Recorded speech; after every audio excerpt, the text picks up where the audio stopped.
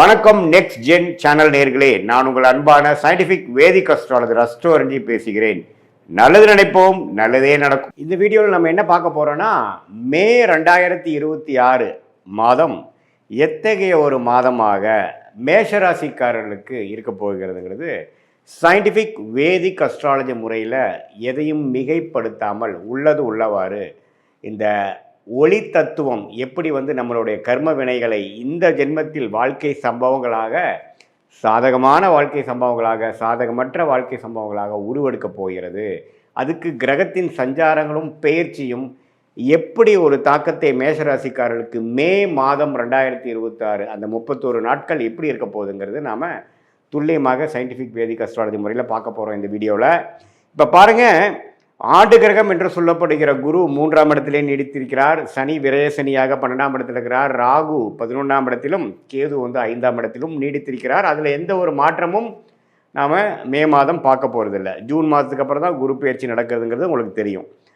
சரி, அப்படி இருக்கும் பொழுது செவ்வாய்ங்கிற அந்த ராசி அதிபதி எப்படி இருக்கிறார் அப்படின்னு பார்த்தா, முதல் 2 வாரத்துக்கு 12ஆம் இடத்துல இருந்து அதுக்கப்புறம் 3வது 4வது வாரத்துக்கு ராசிக்குள்ளேயே செவ்வாய் வரார். சரி, ராசிக்குள்ளே செவ்வாய் வரப்போ யாரோட சேர்றாரு அப்படின்னு பார்த்தா சூரியனோட சேர்றார், புதனோட சேர்றார். சூரியனும் புதனும் ராசிக்குள்ளேயே இருக்கிறார்கள்ங்கிறது நம்ம தெரிஞ்சுக்கணும். 2ஆம் இடத்துல சுக்கிரன் பார்த்திங்கன்னா முதல் 2 வாரத்திலிருந்து 3வது 4வது வாரத்தில் 3ஆம் இடத்துக்கு மாறுறார்.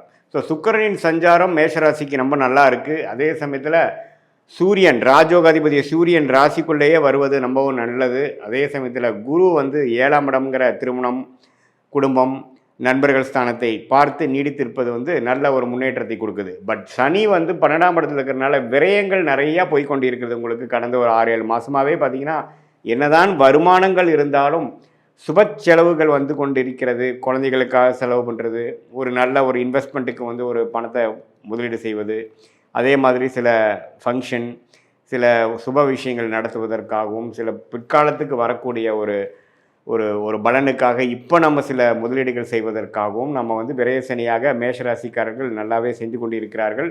அதில் ஒரு நல்ல தசாபுக்திகள் போயிருக்கிறவங்க உபயோகமான ஒரு சுப முதலீடாகவும், தசாபுக்திகள் சுமாராக போகாமல் ஒரு மாதிரி பிரச்சனைக்குரிய தசாபுக்திகள் போகும்பொழுது ஒரு வீண் விரயமாகவும் போய்கொண்டு இருக்கிறதுங்கிறது தான் உண்மை.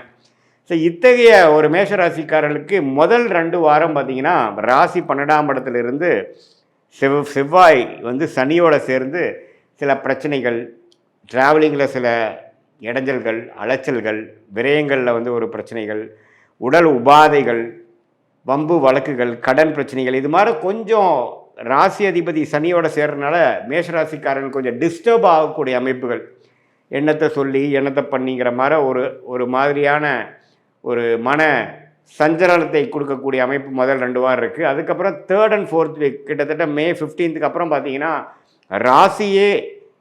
ராசி அதிபதியே செவ்வாயே ராசிக்குள்ளே வருவது மிகவும் அருமை. ஸோ அது சூரியனோட சேர்ந்துருக்கிறது அருமையான விஷயம். சனி விட்டு விலகிறாரு பாருங்க, அது ரொம்ப நல்லது. ஸோ கண்டிப்பாக பிற்பகுதி மே மாதம் 2nd half கொஞ்சம் நல்ல பலன்களை கொடுத்து அடுத்த வரக்கூடிய குரு பயிற்சிக்கு வேணுங்கிற நல்ல தொழில் விருத்தி, வேலை மாற்றம், வீடு வண்டி வாகனத்தில் விருத்தி, அம்மா தாயார் சம்மந்தப்பட்ட விஷயத்தில் ஒரு நல்ல ஒரு நற்செய்தி, அது மாதிரி ஒரு நல்ல அமைப்பை நோக்கி போகக்கூடிய ஜூன் மாதத்துக்கு மேலே வரக்கூடிய யோகத்துக்கு மேஷராசிக்காரர்கள் மே 15ஆம் தேதியிலேருந்தே தயாராகக்கூடிய ஒரு அற்புதமான ஒரு காலகட்டமாக 2nd half of மே 2026 வருதுங்கிறது நீங்கள் தெளிவாக தெரிந்து கொள்ள வேண்டும். இது ஒரு நல்ல ஒரு விஷயந்தான்.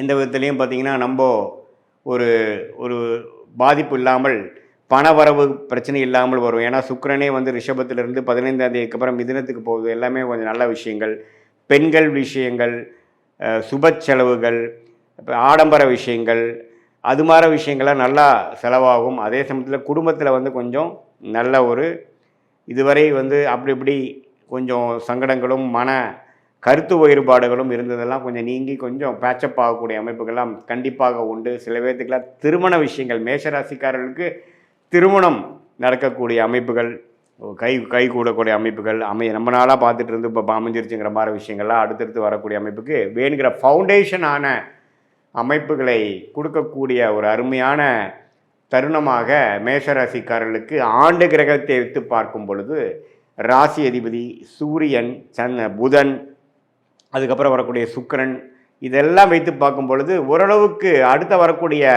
குரு பயிற்சிக்கு தயாராகக்கூடிய அந்த பலன்களை பெறக்கூடிய அமைப்புக்கு வேணுங்கிற வாழ்க்கை சம்பவங்கள் ஒரு ஃபவுண்டேஷனாக அடிப்படையாக அமைத்து கொடுக்கக்கூடிய ஒரு அற்புதமான மாதமாக, குறிப்பாக சொல்லணும்னா செகண்ட் ஹாஃப் ஆஃப் மே மாதம் வருதுங்கிறது நம்ம தெரிஞ்சுக்கணும். இது ஒரு பொதுவான பலனை தவிர உங்களுடைய ஜென்ம ஜாதகத்தில் நீங்கள் பிறந்த தேதி, பிறந்த நேரம், பிறந்த ஊரில் எது மாதிரி ஜாதகத்தில் வரீங்க, எந்த லக்னத்தில் வரீங்க, நீங்கள் அஸ்வினி நட்சத்திரமா அல்லது பரணி நட்சத்திரமா, கிருத்திகை நட்சத்திரமா, எந்த நட்சத்திரத்தில் நீங்கள் பிறந்தீங்க, அதுக்கு தகுந்த மாதிரி தசாபுக்திகள் எப்படி போய்கொண்டு இருக்கிறது, தசநாதன் எப்படி இருக்கிறார், புக்திநாதன் எப்படி இருக்கிறார், நீங்கள் எந்த லக்னத்தில் பிறந்தீங்களோ அந்த லக்னாதிபதி எப்படி இருக்கிறார், இதெல்லாம் வைத்து பார்க்கும் பொழுது நாம் இப்போ பேசின கோச்சாரம், சனிப்பயிற்சி, குரு பயிற்சி, இந்த செவ்வாய் பயிற்சி, புதன் பயிற்சி, சுக்கிர பயிற்சி எல்லாம் ஒருங்கிணைத்து பார்க்கும் பொழுது உன்னமே துல்லியமான பலன்கள் மேஷராசிக்காரர்களுக்கு அடுத்த வரக்கூடிய 6 மாதங்கள் எது மாதிரி விஷயங்கள் உங்களை காத்து கொண்டிருக்கிறது, லைஃப் எக்ஸ்பீரியன்ஸ் எது மாதிரி மாறப்போகுது, எது மாதிரி திசையில் நம்மளுடைய வாழ்க்கை பயணிக்க போகிறது, எந்த விஷயங்கள் காத்திருக்குது, எந்த விஷயங்கள் நமக்கு சரி வராது, வேலையா, தொழிலா, வெளிநாடா, உள்நாடா, ப்ரைவேட்டா, கவர்மெண்ட் ஜாபா, என்ன படிப்பு படிக்கலாம், திருமண விஷயங்கள் எப்போ வரும், புத்திர பேரு, குழந்தை செல்வம் எப்போ கிடைக்குங்கிற மாதிரி வாழ்க்கைக்கு தேவையான எல்லா இம்பார்ட்டண்ட்டான முக்கியமான விஷயங்களும் நம்மளுடைய இந்திய வேத ஜோதிடத்தில் அடிப்படையான அறிவியல் சார்ந்த சாஸ்திரமான சயின்டிஃபிக் வேதிக் அஸ்ட்ராலஜி முறையில் எதையும் மிகைப்படுத்தாமல், மூட நம்பிக்கையில் போகாமல், பரிகாரங்கள் அது மாதிரி விஷயங்கள்லாம் பேசாமல் உள்ளது உள்ளவாறு நம்மளுடைய அடுத்த வரக்கூடிய ஷார்ட் டேர்ம் எப்படி இருக்குது, அடுத்து வரக்கூடிய லாங் டேர்ம் எப்படி இருக்குது, எது மாதிரி முடிவுகளை எடுக்கலாம், இருக்கக்கூடிய சாய்ஸ், லைஃப் சாய்ஸில் எந்த சாய்ஸ் நம்ம எடுக்கிறது நம்மளுடைய கர்மாக்கு அலைன் பண்ணிக்கக்கூடிய முடிவாக இருக்கும். எந்த மாதிரி விஷயங்களில் போனோம்னா நம்ம எதிர்நீச்சல் போட வேண்டியது இருக்கும், எது மாதிரி லைனில் போனோம்னா நம்ம ஈஸியாக நம்மளுடைய கோலை அச்சீவ் பண்ணி நம்ம என்ன மாதிரி விஷயத்தை நம்ம நோக்கி நம்ம போகிறோமோ அது ஈஸியாக கிடைக்கிறதுக்கு என்ன கர்மா நம்மளை காத்து கொண்டு இருக்கிறது, நம்மளுடைய பிராப்தங்கள் என்ன, நம்மளுடைய தோஷம் என்ன, நம்ம வாங்கி வந்த வரன் என்ன, எந்த கிரகம் நமக்கு அதிகமான நன்மையை கொடுக்கக்கூடிய கிரகமாக நம்மளுடைய ஜாதகத்தில் இருக்குது,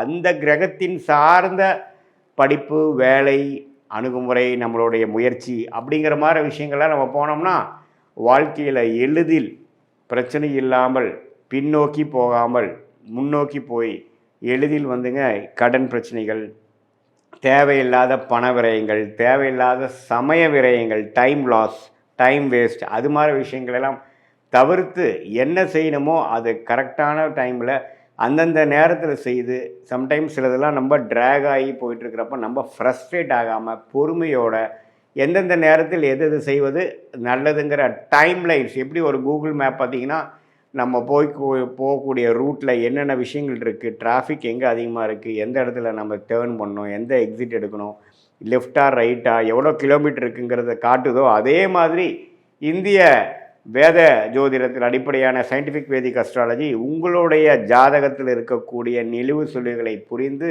உங்களுடைய பாஸ்ட் லைஃப் என்னங்கிறது நீங்கள் சொல்லும்பொழுது ஆமாம் சார் இப்படி தான் இருந்ததுங்கிறது நீங்களே அக்செப்ட் பண்ணிவிட்டு அடுத்த வரக்கூடிய ப்ரெசண்ட் எப்படி இருக்க போகுது, அடுத்த வரக்கூடிய ஃப்யூச்சர் எப்படி இருக்க போகுது, இப்போ இமீடியட் ப்ரெசண்ட்டு, இமீடியட் ஃப்யூச்சர் எப்படி இருக்க போகுதுங்கிறதெல்லாம் நாம் தீர ஆலோசனை பண்ணி அதுக்கு தகுந்த முடிவுகளை எடுத்து நீங்கள் வாழ்க்கையில் முயற்சி செய்தால் எளிதில் வெற்றி பெற முடியும் என்று சொல்ல விரும்புகிறேன். மீண்டும் மற்றொரு காணொளியில் சந்திப்போம். நன்றி, வணக்கம்.